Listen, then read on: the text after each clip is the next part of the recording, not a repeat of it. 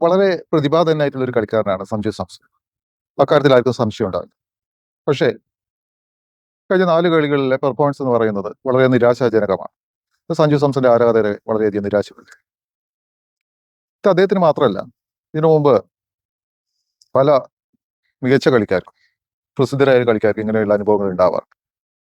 നമ്മൾ സമ്മർദ്ദത്തിലായിരിക്കുന്ന സമയത്ത്, നമ്മൾ സ്ട്രെസ്സിലായിരിക്കുന്ന സമയത്ത് നമുക്ക് പെർഫോം ചെയ്യാൻ ഉതകുന്ന ഒരു മൈൻഡ് സെറ്റ് എന്ന് നമ്മൾ മാറിപ്പോകുന്നതാണ് അതിൽ കാരണം. നമ്മുടേതായ നമുക്ക് ഏറ്റവും നന്നായിട്ട് എക്സ്പ്രസ് ചെയ്യാവുന്ന, നമുക്ക് നമ്മുടെ ഏറ്റവും കൂടുതൽ കഴിവുകൾ പ്രകടിപ്പിക്കാവുന്ന ഒരു മൈൻഡ് സെറ്റ് ഉണ്ട്. ആ മൈൻഡ് സെറ്റിന്റെ പുറത്തേക്ക് പോയി കഴിഞ്ഞാൽ നമുക്ക് പരാജയം സംഭവിക്കും. കളിയിൽ മാത്രമല്ല, നമ്മുടെ ജീവിതത്തിലും അത് സംഭവിക്കാറ്.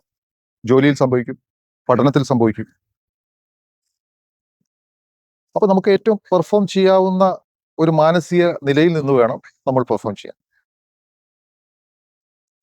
അത് ഒരു സമ്മർദ്ദത്തിൽ നമ്മൾ അടിപ്പെട്ട് കഴിഞ്ഞാൽ നമ്മൾ കൃത്രിമമായിട്ടുള്ള ഒരവസ്ഥയിലേക്ക് നമ്മൾ മാറും.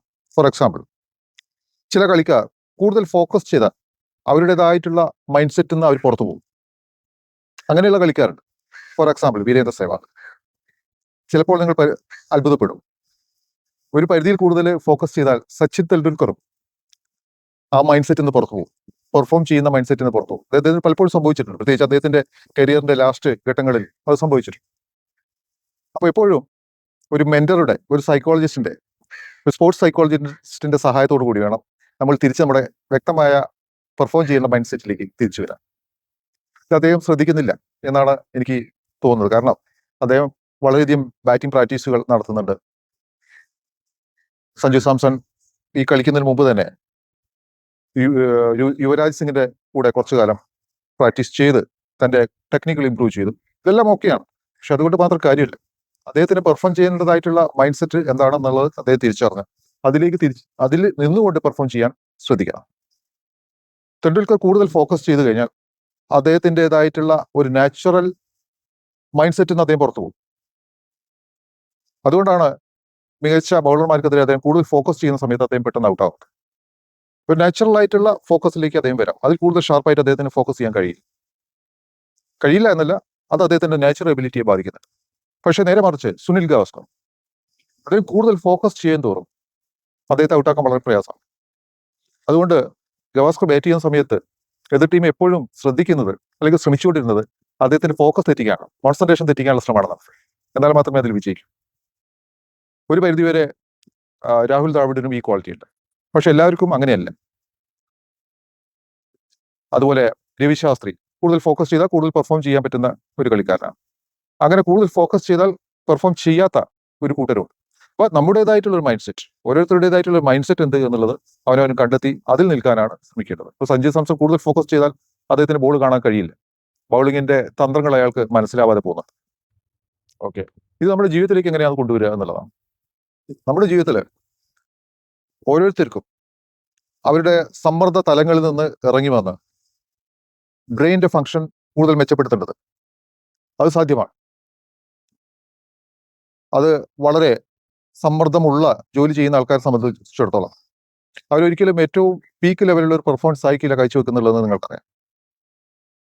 അപ്പൊ സ്ട്രെസ് കുറയ്ക്കുക, സ്ട്രെസ്സിനെ നേരിടുക, അതിനെ ഹെൽത്തി ആയിട്ട് കൈകാര്യം ചെയ്യുക എന്നുള്ളത് വളരെ പ്രധാനപ്പെട്ട ഒരു കാര്യമാണ്. ഇത് നിത്യജീവിതത്തിൽ നമുക്കും ആവശ്യമാണ്. മികച്ച കളിക്കാർക്ക് മാത്രമല്ല, ഒരു സാധാരണക്കാരന് പോലും ഇത് വളരെ ഇമ്പോർട്ടൻ്റ് ആണ്. ഇവിടെയാണ് ഒരു സൈക്കോളജിസ്റ്റിന്റെ അല്ലെങ്കിൽ എനർജി സൈക്കോളജിസ്റ്റിന്റെ ഒക്കെ ഒരു റോള് പ്രകടമാകുന്നു. നമ്മുടെ ജീവിതത്തെ കൂടുതൽ സന്തോഷകരമാക്കുക, കൂടുതൽ പെർഫോമൻസിലേക്ക് കൊണ്ടുവരിക. അങ്ങനെ ആകുന്ന സമയത്ത് നമ്മൾ ഇപ്പോൾ ആയിരിക്കുന്ന നമ്മളെ വേറൊരു ലെവലിലേക്ക് നമുക്ക് വളർത്തിയെടുക്കാൻ പറ്റും. പക്ഷെ ആരും മിക്കവരും അതൊന്നും തിരിച്ചറിയുന്നില്ല എന്നുള്ളതാണ്. എത്രമാത്രം നമുക്ക് ഉയരാൻ പറ്റും. എനർജി ഹീലിംഗ് കൺസെപ്റ്റിലൂടെ ഇത് പറഞ്ഞു കഴിഞ്ഞാൽ ചിലപ്പോൾ നിങ്ങൾ കുറച്ചുകൂടി മനസ്സിലാവും. നമ്മുടെ ചക്രാസ്, മൂലാധാരം മുതൽ സഹസ്രാധാരം വരെയുള്ള ചക്രങ്ങൾ, ആ ചക്രങ്ങൾ മിക്കവാറും അലൈൻമെന്റ് തെറ്റിക്കിടക്കുകയായിരിക്കും, വീക്കായി കിടക്കുകയായിരിക്കും. ഇത് റീഅലൈൻ ചെയ്യുകയും കൂടുതൽ എംപവർ ചെയ്യുകയും ചെയ്തു കഴിഞ്ഞാൽ നമ്മുടെ ജീവിതത്തിൽ വളരെ വലിയൊരു വ്യത്യാസം ഉണ്ടാവും. അതുപോലെ തന്നെ മറ്റേ എനർജി സെന്റേഴ്സ്, മെറിഡിയൻസ്, ഇതെല്ലാം നമുക്ക് വീണ്ടും റിജുവിനേറ്റ് ചെയ്യാം, ബാലൻസ് ചെയ്യാം. അതുകൊണ്ട് തന്നെ ജീവിതത്തിൽ നമ്മുടെ പെർഫോമൻസ് ലെവലിൽ വളരെ വലിയ വ്യത്യാസം ഉണ്ടാവും, നമ്മുടെ ഹാപ്പിനെസ് ലെവലിൽ വലിയ വ്യത്യാസം ഉണ്ടാവും, നമ്മുടെ ബ്രെയിനിന്റെ ഫംഗ്ഷനിൽ വ്യത്യാസം ഉണ്ടാവും.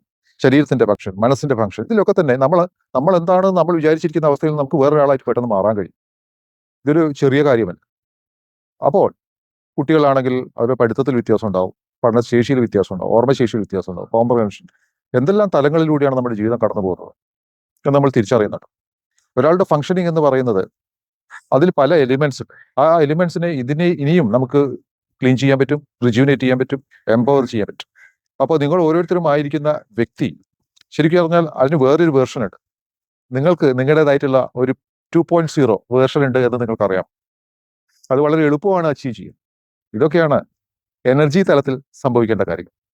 അതുവഴി നിങ്ങളുടെ റിലേഷൻഷിപ്പ്, നിങ്ങളുടെ ജോലിയിലുള്ള പെർഫോമൻസ്, നിങ്ങളുടെ പഠനശേഷി, നിങ്ങളുടെ കഴിവുകൾ, ഇതിലൊക്കെ തന്നെ happiness level, sleep level, quality, എല്ലാ രീതിയിലും നല്ല രീതിയിലുള്ള ഇമ്പ്രൂവ്മെന്റ് നിങ്ങൾക്ക് കൊണ്ടുവരാൻ പറ്റും. അതാണ് ഒരു എനർജി സൈക്കോളജിസ്റ്റ് ചെയ്യുന്നത്.